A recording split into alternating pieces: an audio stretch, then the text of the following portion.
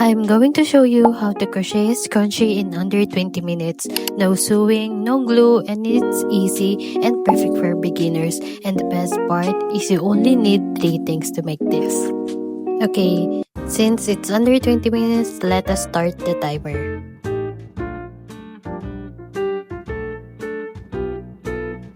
So here are the materials. You're going to need a 2mm thin velvet chenille, a 3mm crochet hook, and of course a small hair tie. So are you ready? Then let us start. First, you're going to make a loop.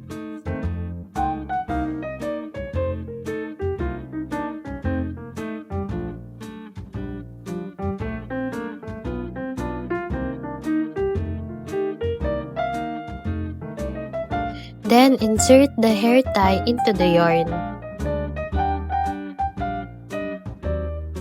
Insert your hook back into the loop. Then you're going to chain 1 to secure the yarn.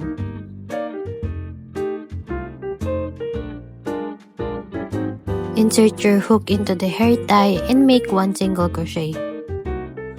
Then you're going to repeat this process until you have covered the entire hair tie.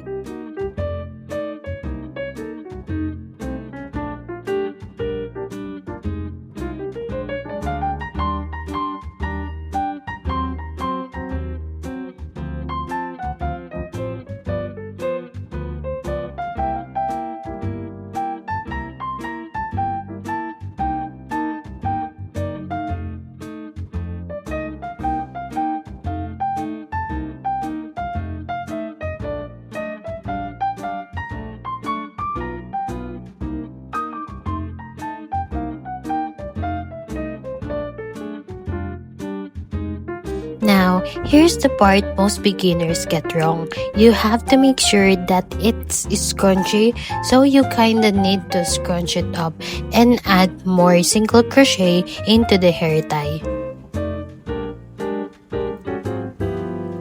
Hey, if you want more of this, you should subscribe and stick around. Okay, so let's see the time remaining.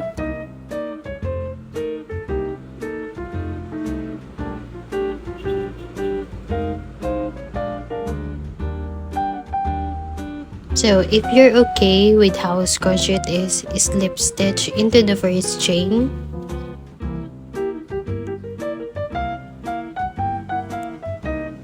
Then let's start with the second row. First, you're gonna make 3 chains and then make 2 double crochet on each chain.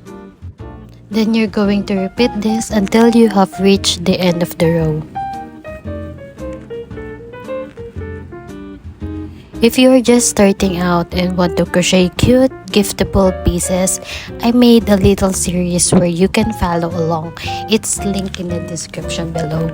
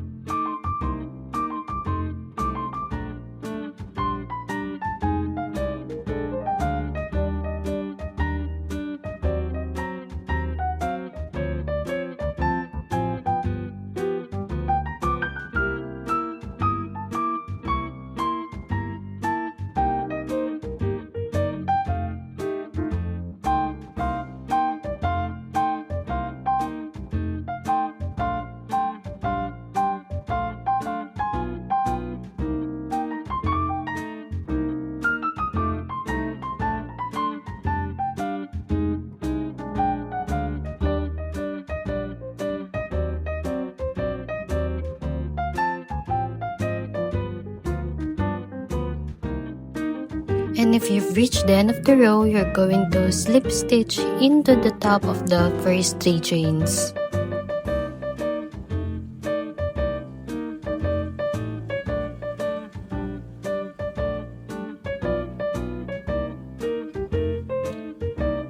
Then chain 1 to secure and get your scissors to cut the working yarn.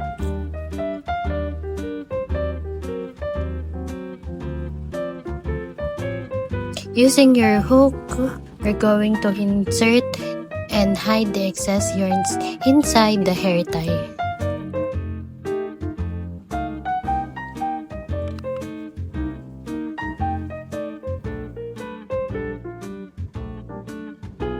Then cut the excess yarns.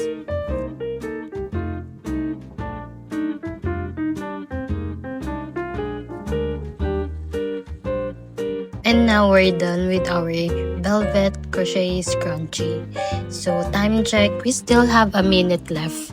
So that is how you crochet a scrunchie in under 20 minutes. No sewing, and we didn't use any glue. It's so cute. It's a giftable piece for your friend. So if you made this, show me in the comments. I'd love to see yours and reply to everyone. If you like this, you'll also love my pearl hair cloth tutorial. It's linked below. See you there. Thank you.